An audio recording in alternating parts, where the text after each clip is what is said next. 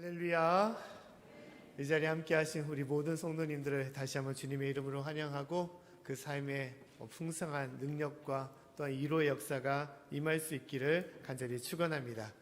어떻게 설 연휴는 잘 보내셨습니까? 날씨가 많이 추운 가운데 있었지만 설 연휴를 보내시고 어떻게 새해도 잘 복을 많이 받으셨습니까? 제가 설 연휴를 보내면서 복을 가장 많이 받은 사람이 누굴까 생각을 해봤는데 제 생각에는 어린아이들이 복을 가장 많이 받지 않았나 생각이 듭니다. 세뱃돈을 많이 든든하게 채워가지고 복을 받지 않았나. 요새는 물가가 오르다 보니까 3만 원 주던 거 너무 야심하지 않을까 해가지고 5만 원을 막 올리고 막 그런 가운데 있는데 여하튼 명절을 통해서 어린아이들이 더 많이 행복해지는 그런 시기를 보내는 것 같지 않나 생각합니다. 그런데 우리가 살면서 가장 큰 복은 무엇일까? 물질적인 세뱃돈도 해당될 수 있겠지만 가장 큰 복은 주님 안에서 여럿이 함께하는 것. 이것이 가장 큰 복이 아닐까 생각을 합니다. 저도 이제 명절을 통해서 이제 가장 남쪽에 있는 모포를 이제 내려갔다 왔는데 가는 데만 해도 5시간, 왕복 10시간 걸리는 길을 그렇게 갔다 왔습니다. 가면서 이제 집안에서 이제 여러 형제들이 다 모이다 보니까 이제 아무리 넓은 집도 좁아질 수밖에 없는 것이죠. 그래서 자면서도 막 각방이 흩어져가지고 막 새우잠을 자는데 이제 다음날 아침 보니까 다들 힘겹게 잤다고 얘기를 하시더라고요. 이를 갈고 코를 골고 하느라 잠 못 자시고 또 오랜만에 회포를 풀다 보니까 소곤소곤거리면서 밤새껏 얘기하시다가 날밤 새고 또 더불어서 옆에 잤던 사람들도 같이 날밤 새고 그렇게 힘든 시기를 보냈다라고 얘기를 합니다. 그렇지만 그럼에도 불구하고 함께 한다는 거 참 오랜만에 함께 한다는 것이 얼마나 행복한 것인지를 우리가 다시 한번 느끼는 그런 연휴가 명절 연휴가 아닐까라고 생각이 합니다. 그러면서 이제 저희는 아직 어머님이 이제 살아 계셨기 때문에 어머님이 계시다는 것이 얼마나 행복한지 어머님이 계셨기 때문에 온 형제가 다 모여서 같이 나눌 수 있다는 것이 얼마나 감사한 것인지를 다시 한번 느낍니다. 같이 지낸다는 것이 서로 불편하고 공간도 비좁고 여러 가지 어려운 것들도 많이 있을 수 있겠지만 그러나 그 속에서 진실로 마음을 같이 하며 서로를 위로하고 이해하고 함께 나누는 것이 인생에 있어서 그 어떤 것과도 가장 비교할 수 없는 큰 복이지 않을까. 또 주님의 사랑으로 함께 한다는 것이 얼마나 행복한 것인가를 다시 한번 생각하는 그런 연휴가 아니었나 생각을 합니다. 사랑하는 성도 여러분, 우리 모든 삶도 다시 한번 주님 안에 서로를 같이 챙기시고 또 서로 위로하시고 서로 나눌 수 있는 여러 모든 성도님들의 가정이 될 수 있기를 간절히 축원합니다. 오늘 말씀은 에베소서 2장의 말씀은 성도들의 신앙 성장에 관해서 말씀을 하고 있습니다. 근데 이 신앙의 성장은 그냥 이루어지는 것이 아니라 가장 주된 것이 뭐냐? 중심이 여럿이 함께 해야 할 때만이 그 성장이 이루어진다라고 얘기를 하고 있다는 거예요. 자, 오늘 말씀의 제목은 무엇입니까? 말씀의 제목은 주님 안에서 여럿이 함께라고 얘기를 하고 있습니다. 주님 안에서 여럿이 함께 할 때 무슨 일이 이루어지는 것이냐? 믿음의 성장, 신앙의 성장이 그 가운데 있음을 말씀하고 있다는 것입니다. 그래서 오늘 21절과 22절 말씀에 하나님께서 다음과 같이 말씀을 하고 있습니다. 우리 말씀을 같이 한번 읽어보겠습니다. 자, 시작. 그의 안에서 건물마다 서로 연결하여 주 안에서 성전이 되어가고 너희도 성령 안에서 하나님의 거하실 처소가 되기 위하여 예수 안에서 함께 지어져 가느니라. 아멘. 자, 이 2절 말씀에 무엇이 계속 이야기가 되고 있냐? 서로 연결하다. 그리고 함께 지어져 간다라고 얘기를 하고 있다는 거예요.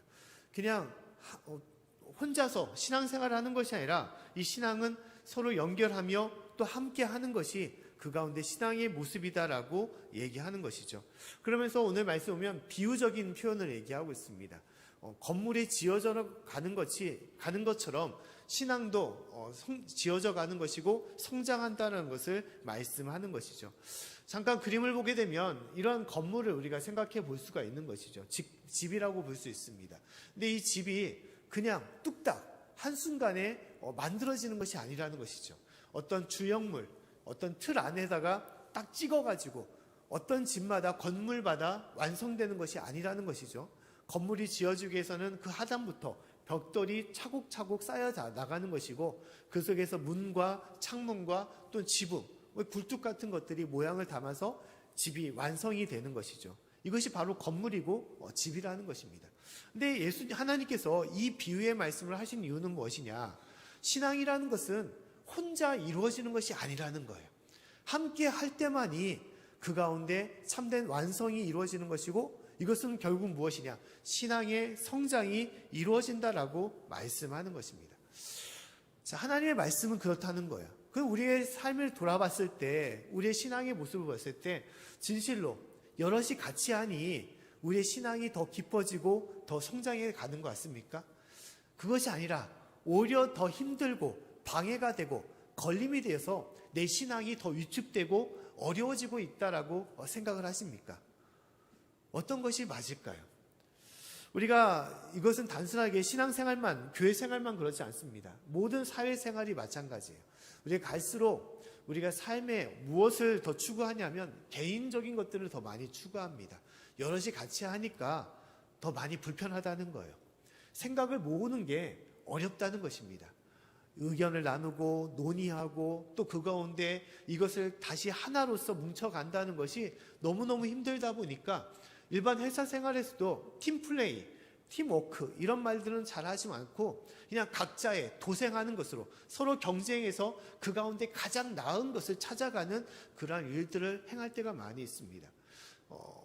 그래서 팀이라는 것이 점점 해체가 되고 각자의 그런 어떤 재능, 그것을 통해서 더 많은 것들을 이뤄나가는 것이 생활의 모습이 되고 있는 것이죠. 각 사람마다 개인화가 되는 모습들이 강해진다는 것입니다. 특히 우리 사회를 보게 되면 세대 간의 그런 차이가 너무너무 심해지고 있습니다. 60대와 50대와 40대와 30대, 20대 그 10년 사이의 그 세대가 이전에는 별거 아니었는데 이제는 너무너무 차이가 나는 거예요. 그 대표적인 그 흐름이 원인은 무엇이냐? 시대가 급변하게 흘러가고 있는 것이죠. 흡변하게 흘러갑니다. 10년만 지나도 강산이 변하는 것처럼 완전히 문화나 환경이나 모든 것이 바뀌다 보니까 그 세대 간의 생각들, 그런 문화적인 배경들이 달라져서 세대 간의 격차가 심해지고 있는 거예요. 그래서 이제는 손주가 할아버지의 세대를 이해한다는 것은 너무너무 어렵고, 또 할아버지가 그 손주의 그런 어떤 생활 방식을 이해하는 것은 너무너무 어려워지고 있는 거예요. 이해를 하고 싶은 마음이 있어도 이해가 안 되는 것입니다. 우리가 그런 시대를 살아가고 있는 거예요. 그렇기 때문에 여럿이 함께 한다는 거, 맞는 말이지. 당연히 함께 해야지. 하지만 너무너무 어렵고 또한 그것을 해내기가 어렵다는 것입니다. 그래서 갈수록 더 개인화, 더 핵 시대로 서로 나눠지면서 살아가는 것이 우리 시대의 모습이라는 것이죠. 그러나 우리가 알아야 될 것은, 그러나 근본적으로 그것이 혼자 생활하고 혼자 일하고 혼자 모든 것을 해나가는 것이 편하고 나을 수 있겠지만, 그러나 우리 자신의 모습은, 근본적으로 인간의 모습은 그렇지 않음을 우리가 알아야 되는 것입니다. 시대는 개인적으로 흘러가고 있지만 그러나 근본적인 인간의 모습은 그렇지 않음을 우리가 깨달아야 되는 거예요. 인간의 모습은 무엇입니까? 함께 하는 것이 인간의 모습인 것입니다. 말씀에서도 하나님께서 맨 처음 아담을 창조했을 때도 아담이 혼자 있는 것을, 독처하는 것이 좋지 않다라고 하면서 어떻게 하셨습니까? 그를 돕는 배필자로서 하와를 만드셨다는 것이죠. 그래서 생긴 것이 무엇입니까? 가족이라는 것입니다. 가족. 그렇기 때문에 인간이라는 것은, 저와 여러분은 진정한 우리의 존재가 이루어지기 위해서는 어떻게 했냐? 가족 안에 있을 때 참된 존재와 인간이 된다는 거예요. 혼자 생활하는 것이 좋을 듯 하지만 그러나 그것은 온전한 삶이 아니라는 것입니다. 서로가 부딪히고 서로가 의견을 충돌하고 서로가 여러 불편한 것이 있을지라도 가족 안에 있어야만이 그것이 참된 삶과 모습이 되는 것을 얘기하고 있는 것이죠. 가족도 핵 분화가 되어서 점점점 자녀도 낳지 않고 이제는 혼자 사는 것들이 많이 있지만, 그러나 그것은 그럴듯해 보이지만 참된 모습은 아니라는 것입니다. 자, 예전에 한 이런 드라마가 있었습니다. 우리나라의 대표적인 드라마인데요. 그 드라마는 뭐냐? 전원일기라는 드라마가 있습니다. 우리나라 최장수 프로그램 드라마였던 건데 1980년대부터 2002년도까지 22년을 이루어졌던 방영되었던 그런 드라마입니다. 1088회를 이제 상영했다라고 얘기를 하고 있어요. 잠깐 화면을 보게 되면 우리 이와 같은 것입니다. 익숙한 우리 대부분 뭐 저도 기억하는데 어렸을 때에서도 이제 봤던 것을 기억하니까 대부분 다 기억이 나실 것입니다. 이걸 보게 되면 우리가 익숙한 이제 최불암이라는 이제 배우도 있었고 우리 김혜자 씨도 있었고, 근데 이 익숙한 건 뭐냐면 이제 최불암 씨를 뭘로 많이 보냐면 영의 아버지, 영의 아버지라고 그렇게 얘기를 많이 했다는 것입니다. 또 용식이 엄마, 용식이 어미 그렇게 얘기를 하고 또 복길이 엄마. 그래서 대부분 이제 지금은 이제 어떤 배우들의 이름을 알고 있는데 당시 이 드라마를 볼 때마다 누구 엄마, 누구 아빠 그런 호칭들을 많이 하고, 심지어 이 가족들의 모든 근황을 우리가 드라마를 통해서 속속들이 다 아는 그런 시절을 우리가 보내고 있었던 것이죠. 그래서 이 전원일기가 상징하는 것은 단순히 한 가족, 한 마을의 이야기가 아니라 이것이 우리의 삶의 모습이라는 것을 우리가 보여줬던 것이죠. 그래서 어떤 한 가족이 아니라 그 마을 전체가 가족이었음을, 그래서 끊임없이 문제가 생기고 사건이 생기고 또 각 가정마다 일이 있을 때마다 그것이 단순하게 그 가정의 일이 아니라 내 문제가 되고 내 사건이 되어서 그것을 서로가 부딪히면서 헤쳐나갈 때 결국은 그것을 통해서 더 훈훈한 가정으로서 그 마을로서 이끌었던 것이 이 드라마의 내용이었던 것이죠. 근데 이런 풍경을 더 이상 우리는 찾아볼 수가 없습니다. 심지어 뭐 시골에서도 이제는 가정이라는 것보다는 홀로 독신으로서 계시는 분들도 많이 계시고, 도시에서는 이제 이웃이라는 개념도 다 사라지고 있는 것이죠. 그러나 진정한 가족, 진정한 마을, 진정한 삶이라는 것은 함께 할 때만이 이루어지는 것을 우리가 보게 되는 것입니다. 이번에 설 연휴를 이제 보내면서 이제 여러 많은 것들을 좀 이제 느꼈는데, 많이 생각을 해보고, 근데 그 중에서 좀 기억나는 게 뭐냐면 차 안에서 우리 자녀들이 좀 많이 달라졌다는 것을 좀 느꼈습니다. 예전에는 운전하는 게 참 힘든 것이 다른 것보다 끊임없이 싸우니까 뒤에서 아이들끼리 별것도 아닌 것 같고 막 싸우니까 너무너무 힘들었어요. 제발 조용히 좀 해라고 막 입 다물어, 뭐 10초 동안 떠들면 이제 내려버릴 거야, 내리게 할 거야 막 그러면서 협박을 주면서 했던 것이 이제 이전의 모습이었는데, 애들이 이제 좀 달라졌더라고요. 어떻게 달라졌냐면 이제 새 아이가 서로 이야기를 하더라고요. 이야기를 합니다.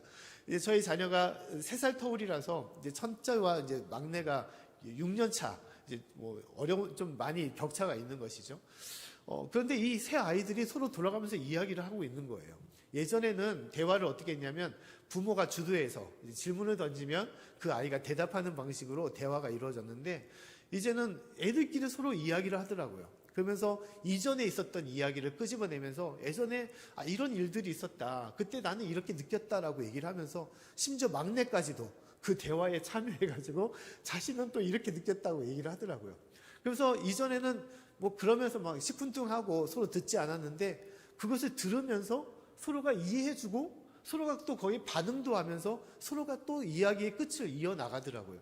그래서 애들이 좀 컸구나, 이제 좀 사람이 돼가고 있구나 라는 것을 좀 많이 느꼈습니다. 근데 우리 인간의 모습이 그런 것 같아요. 이전에는 끊임없이 만나면 다투고 의견도 맞지 않고 부딪히고 막 힘들고 그랬는데, 조금씩 이해를 하다 보니까 알아가면서 조금씩 생각도 넓어지고 또 그것을 품을 수 있고 또 들을 수 있고 또 그것을 받아줄 수 있는 그런 모습으로 변해간다는 것이죠. 이것이 무엇이냐? 인간의 모습이라는 것입니다. 인간의 모습. 함께 하지 못한다면 끊임없이 내 생각과 내 주장과 내 모습으로 갇혀 살아가고 있지만, 그러나 온전해지기 위해서는, 사람이 사람답게 변해지기 위해서는, 성장하기 위해서는 함께 할 때만이 그것이 이루어짐을 말씀하고 있다는 것입니다. 자, 오늘의 말씀에도 하나님께서는 그와 같은 것을 얘기하고 있습니다. 건물을 얘기할 때 신앙의 성장에 대해서 하나님께서 말씀을 하면서 이 건물이 지어진 것과 똑같다라고 말씀하시는 것은 무엇이냐? 우리의 신앙이 성장하는 것은 나만 잘 믿고 나만 하나님께 열심히 기도하고 내가 말씀을 사모하며 내 혼자만 신앙생활을 잘한다고 되는 것이 아니라는 거예요. 하나님께서 교회를 세우신 이유는 무엇이냐? 그 안에서 함께 할 때만이 서로가 다를지라도 서로가 마음을 이해하고 서로가 양보하고 돕고 나누고 서로가 격려하며 서로가 사랑해 줄 때, 용서하고 서로가 살필 때 그 가운데 진정한 교회가 이루어지고 그 가운데 믿음의 성장이 이루어짐을 말씀하고 있는 것입니다. 그래서 오늘 말씀 보면 이 건물은 단순한 건물이 아니죠. 무엇이라고 말하고 있습니까? 성전이다라고 말하고 있어요. 성전, 하나님의 집이다라고 말하고 있습니다. 교회가 교회답게 되기 위해서는 각자의 삶에 있어서 신앙만이 잘 된다고 되는 것이 아니라는 것입니다. 함께 모여서 함께 서로가 힘을 모으고 마음을 모으고 뜻을 모으고 또한 각자의 서로가 다른 것을 인정하면서 그 차이를 모을 때 진실로 하나님 앞에 온전한 교회, 하나님 앞에 참된 교회가 이루어짐을, 그러한 믿음과 신앙이 세워짐을 말씀하고 있는 것입니다. 이전에 제가 설교를 통해서 말씀하셨듯이 교회라는 것이 각자의 삶의 차이가 있지만 그 모든 것들이 모아짐을 통하여 어떻게 된다는 것입니까? 아름다운 하모니, 아름다운 작품을 이룰 수 있다라고 말씀을 하신 것이죠. 하나님은 교회를 통해서 그러한 역사를 이루시기를 원하시는 거예요. 여럿이 함께함을 통하여 진실로 하나님의 역사, 놀라운 축복과 그 능력이 교회를 통해서 이루어지도록 하나님께서 이끄신다는 것입니다. 몇 사람을 통해서 하시는 것이 아니라는 거예요. 말씀을 보면 여러 몇 사람을 통하여 하나님께서는 그 일을 행하시지만 결국은 어떻습니까? 그 몇 사람을 통하여 교회가 세워지고 나라가 세워지고 하나님께서는 그것을 통해서 하나님의 놀라운 뜻과 그 축복을 주심을 말씀하시는 것이죠. 사랑하는 성도 여러분, 우리 교회도 또한 저와 여러분의 삶에도 이러한 하나님의 역사가 임할 수 있기를 간절히 축원합니다. 불편하고 어렵고 힘들지만 서로가 함께함을 통하여 서로가 서로를 붙잡고 나아감을 통하여 그러한 놀라운 은혜와 축복을 누릴 수 있는 저와 여러분 또 우리 양지교회가 될 수 있기를 간절히 축원합니다. 또 두 번째로 우리가 알아야 될 것은 분명히 여럿이 함께하는 것은 어려움도 있고 문제도 있고 더 큰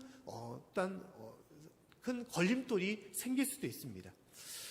특히 여러 가지 아예 뜻이 맞지 않은 이들이 모였을 때 그 문제가 일어나는 것이죠. 특히 요새 교회가 성장함을 통해서 많은 교회가 이제 도심에 있는 큰 교회들이 많이 이루어지게 되죠. 근데 성장함을 통해서 생기는 문제는 뭐냐? 갈라짐이 있다는 것이죠. 갈라짐. 많은 이들이 모이기 때문에 많은 생각들이 합해지지 못해서 결국은 그것이 나눠지고 쪼개지고 교회가 분리되는 경우들이 많이 생깁니다. 우리 기장교회에서도 그런 일들이 참 많이 있어요. 교회가 더 큰 교회로 옮기다 보니까 그런 가운데 있어서 우리는 이전 교회에 그냥 남겠다라는 사람도 생기고 옮겨야 된다는 사람이 그 뜻이 맞지 않아서 결국 갈라져서 교회가 옮겨지는 경우들이 있습니다.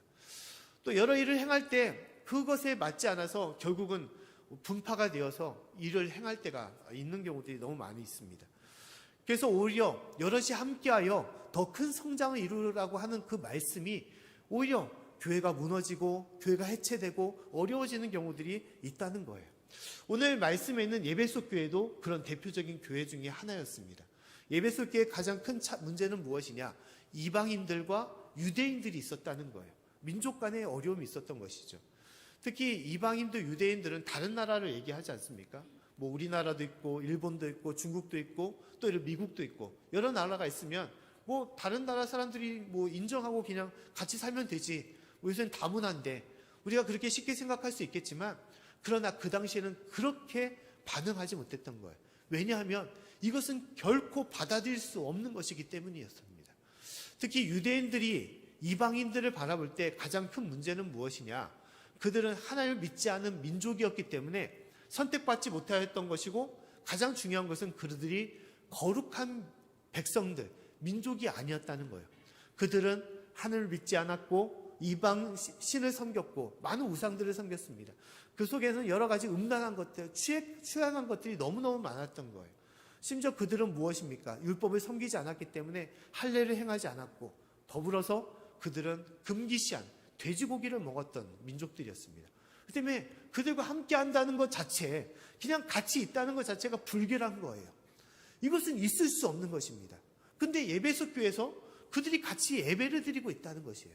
이방인들도 마찬가지입니다. 헬라 사람들에게도 유대인들은 참 고집스러운 민족들, 별것도 아닌데도 그냥 하나님께 택함받은 민족이라고 그냥 자부심이 높는 그러한 오만한 민족들이었습니다. 그들은 결국은 속국이었고 가난하고 볼품없는 민족들이었는데 그런 가운데 있었던 것입니다. 그 때문에 이들은 기름과 물처럼 결코 섞이지 않았습니다. 그냥 적이에요, 적. 한 형제와 한 자매라고 얘기하지만 결코 인정할 수 없는 그런 원수와 같은 적이었던 것입니다. 그런데 놀랍게도 그들을 하나 되게 하신 거예요. 매일매일 다투고 싸우고 갈라질 수밖에 없는 것을 하나님께서는 그들을 하나 되게 하신 것입니다. 그 이유는 무엇입니까? 그렇게 된 이유는 오직 복음이 그 가운데 있었기 때문인 것입니다. 복음은 무엇이냐? 복음 예수 그리스도의 십자가를 말한 것입니다. 주님의 그 사랑으로 그들이 주 안에서 하나가 되었고 진정한 형제와 자매로서 그들을 인정하고 받아들일 수 있게 되었다는 것입니다. 오늘 19절과 20절 말씀 보면 다음 같은 말씀이 있습니다. 우리 말씀을 한번 읽어보도록 하겠습니다. 자, 시작. 그러므로 이제부터 너희가 외인도 아니요 손도 아니요 오직 성도들과 동일한 시민이요 하나님의 권속이라. 너희는 사도들과 선지자들의 터 위에 세우심을 입은 자라. 그리스도 예수께서 친히 모퉁이 돌이 되셨느니라. 아멘. 자, 주님 안에서 그들이 함께함을 통해서 이제는 더 이상 외인도 아니고 손님도 아니다라고 말하고 있어요. 오직 주님 안에서 동일한 시민, 동일한 성도, 동일한 권속, 동일한 자녀 백성임을 말씀하고 있는 것이죠. 그 가운데 어떠한 걸림돌도 어떠한 담도 있을 수 없다라고 말씀하고 있습니다. 그 22절 말씀에도 다음과 같이 말씀하고 있어요. 22절 말씀도 같이 한번 읽어보겠습니다. 자, 시작. 너희도 성령 안에서 하나님의 거하실 처소가 되기 위하여 예수 안에서 함께 지어져 가느니라. 아멘. 그들이 하나가 될 수 있었던 이유는 뭐냐? 예수님 안에서 지어져 가기 때문이라고 말하고 있어요. 예수님의 십자가가 그들 가운데 있기 때문에, 그 십자가였던 복음이 그들 가운데 있기 때문에 그들이 하나가 될 수 있음을 말씀하는 것입니다. 복음이 그 가운데 있으면, 예수님의 사랑, 예수님만을 믿으면 주님 안에 하나가 된다는 그 믿음이 있다면 그 어떠한 이방인들, 그 어떠한 죄와 허물이 있을지라도, 그 어떠한 율법도 그 가운데 모든 것을 막을 수가 없었음을 말씀하는 거예요. 예수님을 믿기 때문에 어떠한 남녀 차이나 또한 부자나 가난한 자나 권세 있는 자나 권세가 없는 자나 또한 이방인이나 유대인이나 그 모든 것들은 다 없어지고 주 안에 하나가 됨을 얘기하고 있는 것입니다. 그래서 오늘 2장 에베소서 2장 14절부터 16절 말씀에 보면 구체적으로 다음같이 말씀을 하고 있어요. 이것은 이제 표준 세번역의 말씀인데 제가 한번 읽어드리도록 하겠습니다. 자, 그리스도는 우리의 평화이십니다. 그리스도께서 유대 사람과 이방 사람이 양쪽으로 갈려 있는 것을 하나로 만드신 분이십니다. 그는 유대 사람과 이방 사람 사이를 가르는 담을 자기 몸으로 허무셔서 원수된 것을 없애시고 여러 가지 조문으로 된 계명의 율법을 폐하셨습니다. 그것은 이 둘을 자기 안에서 하나의 새 사람으로 만드셔서 평화를 이루시고 원수된 것을 십자가로 소멸하시고 십자가로 이 둘을 한 몸으로 만드셔서 하나님과 화해시키려는 것입니다 라고 말씀하고 있습니다. 주님의 십자가, 주님께서 그 가운데 있기 때문에 모든 것들이 다 화해하고 주 안에서 하나가 됨을 얘기하고 있는 것이죠. 그래서 그 모든 것이 무엇입니까? 십자가라는 것이죠. 십자가는 무엇입니까? 화해와 평화를 말합니다. 하나님과 우리의 관계가 죄와 허물로 해서 막혔던, 또한 갈라졌던 그 관계가 하나가 되는 것이고, 또한 서로가 여러 많은 생각과 문화와 또 여러 가지 많은 죄와 허물로 해서 함께하지 못하는 그 모든 것들이 하나가 되는 그런 것이 바로 십자가의 모습인 것이죠. 우리 잠깐 사진을 보게 되면 이와 같습니다. 십자가인데 구체적으로 무엇을 얘기하고 있습니까? 서로 껴안는 것을 말하는 것이죠.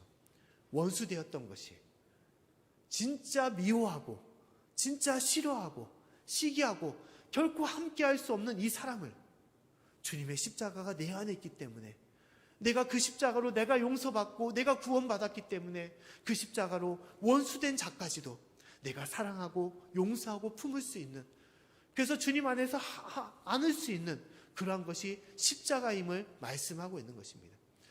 또 다른 그림을 보게 되면 이로 인해서 모든 막힌 담을 주님께서 헐어주시고 그 가운데 하나가 되도록 인도하셨음을 말씀하는 것입니다. 이것이 바로 예수님의 사랑이었어요. 예수님의 그 복음이 있었기 때문에 초대교회에 여러 갈림과 분쟁과 다툼이 있었지만 하나님께서는 그 모든 것을 다 걷어주신 것입니다. 이방인이 있었고 유대인이 있었지만 그들이 돼지고기를 먹던 율법을 행하던 할례를 하지 않았던 복음 안에서는 아무것도 문제가 되지 않았던 거예요. 자신만이 거룩하다고 너희들은 죄인이라고 핍박했던 그 모든 것들이 다 거짓된 것들을 그들이 깨닫고 진실로 회개하며 주님 앞에서 서로를 안아주고 용서하고 품었던 것이 바로 십자가의 은혜였던 것입니다. 하나님은 그 가운데 역사하시는 거예요. 그 가운데 인도하시는 것입니다. 오늘의 말씀 보면 이것이 바로 무엇이냐? 교회다라고 말씀하는 거예요. 교회다.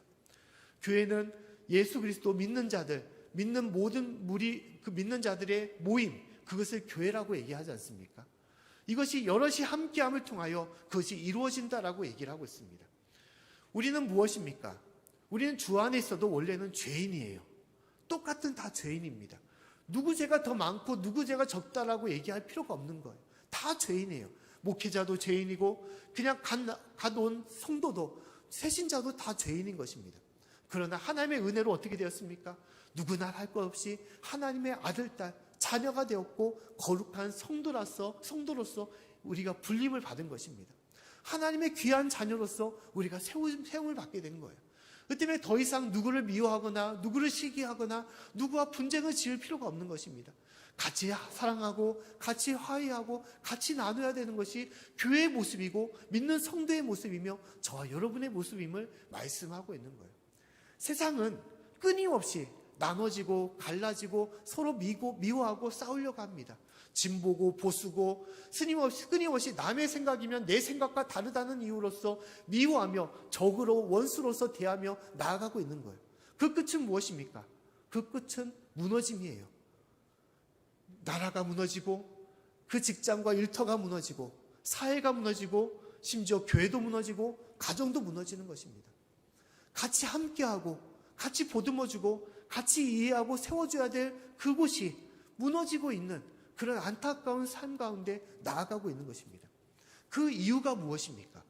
그 이유가 그 사람이 변화되지 않기 때문에, 그 사람이 너무너무 악하기 때문에, 그 행실이나 모습이 너무너무 어처구니 없고 이해되지 않기 때문에, 가장 큰 문제는 우리 자신이 죽지 않기 때문이에요.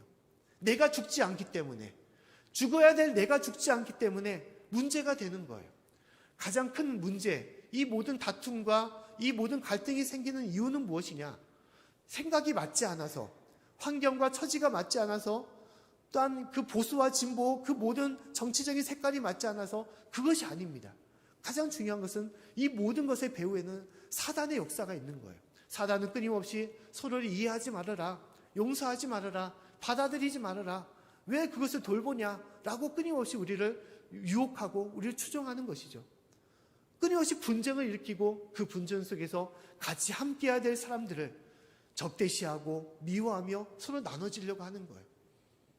끊임없이 품고 용서하고 함께해야 되는 것인데 그렇지 못하여 결국 가정도 무너지고 사회와 민족과 교회도 무너지고 있는 것입니다.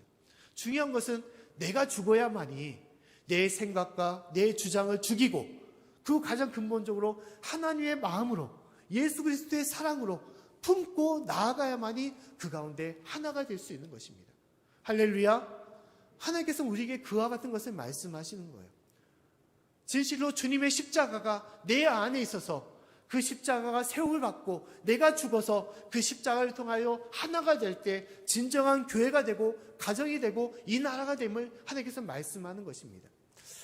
우리가 성장이라는 것은 무엇일까? 믿음의 성장, 신앙의 성장을 얘기하는데 그 성장의 가장 중요한 것은 무엇입니까? 내가 성경 말씀을 많이 알고 기도 생활 많이 하고 예배를 내가 충만하게 드린다고 해서 신앙이 성장합니까? 아무리 혼자 그렇게 행한다고 해서 그것이 진실로 하나님의 참된 백성이 되는 것입니까? 신앙의 성장은 결코 그렇지 않습니다. 신앙의 성장은 여럿이 함께함을 통해서 그 속에서 무엇이냐? 그 속에서 죽어야 된다는 거예요.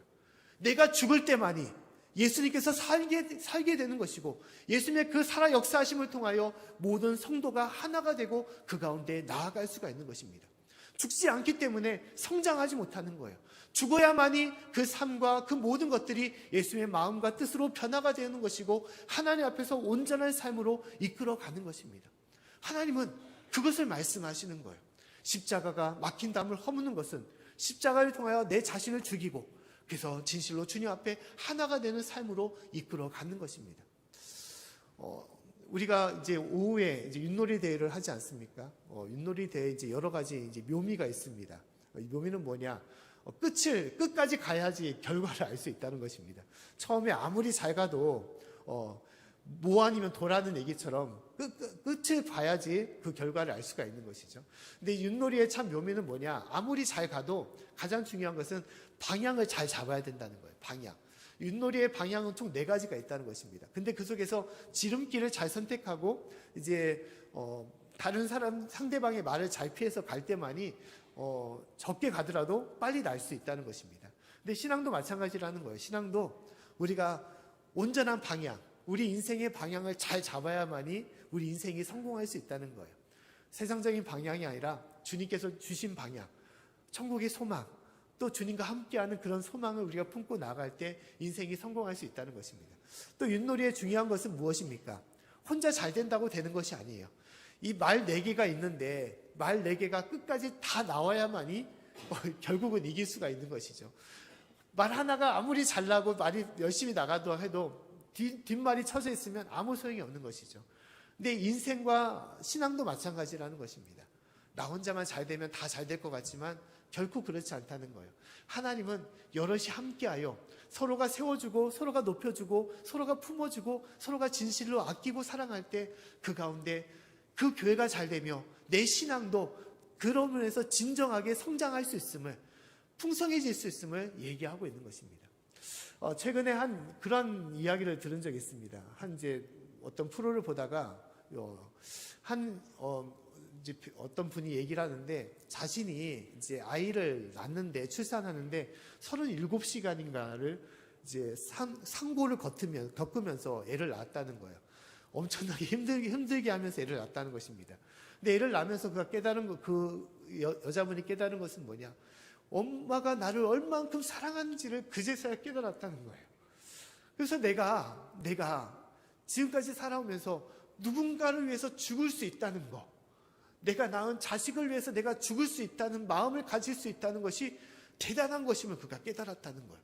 애를 낳기 전까지는 한 번도 그런 생각을 해본 적이 없는데, 내가 아무리 좋아하는 남편이 있고 또 가족이 있다고 할지라도 그런 생각을 하지 못했는데, 아이를 낳으면서 내가 누군가를 위해서 죽을 수 있다, 사랑하기 때문에 그런 마음을 품었다는 것입니다. 그리고 어머님이 나를 위해서 그렇게 해주셨다는 것을 너무너무 그제서야 깨닫고, 그가 이제 어머님한테 너무 감사하다고, 너무 고맙다고 얘기를 했다는 거예요. 자녀를 가짐을 통해서 깊은 사랑을 그가 알게 되었고, 사랑이 얼마나 희생적인 것인지, 나를 죽여야만이 진정한 사랑이 임하는 건지를 그가 깨닫고 진실로 철이 들었다라고 얘기를 하죠. 사람이 되어가는 그런 것을 느꼈다라고 얘기를 하고 있는 것입니다. 근데 우리도 마찬가지인 거예요. 우리가 신앙적으로 성장하기 위해서, 우리가 주님 앞에 참된 하나님의 자녀, 또 성도가 되기 위해서는 여럿이 함께 해야 되고, 또 그 속에서 어떻게 해야 됩니까? 내가 죽어야만이 진정한 하나님의 백성이 되고, 또한 주님의 교회를 이루며 믿음의 성장을 이룰 수 있는 것입니다. 사랑하는 성도 여러분, 여럿이 함께하는 거 결코 쉽지 않습니다. 그러나 진정으로 그 속에서 하나님의 놀라운 역사와 은혜가 임하는 것이고, 믿음의 성장이 이루어지는 것이고, 또한 진실로 하나님께서 세우시는 진실로 참된 하나님의 자녀, 하나님의 복된 성도로서 우리를 이끌어 주시는 것입니다. 올 한 해도 진실로 여럿이 함께하여 서로를 높여주고 서로를 세워주며 서로를 품어주고 서로를 이해해 나감을 통하여 진실로 주님께서 이끄시는 우리 양직교회, 또한 저와 여러분의 모든 신앙의 삶이 될 수 있기를 간절히 축원합니다.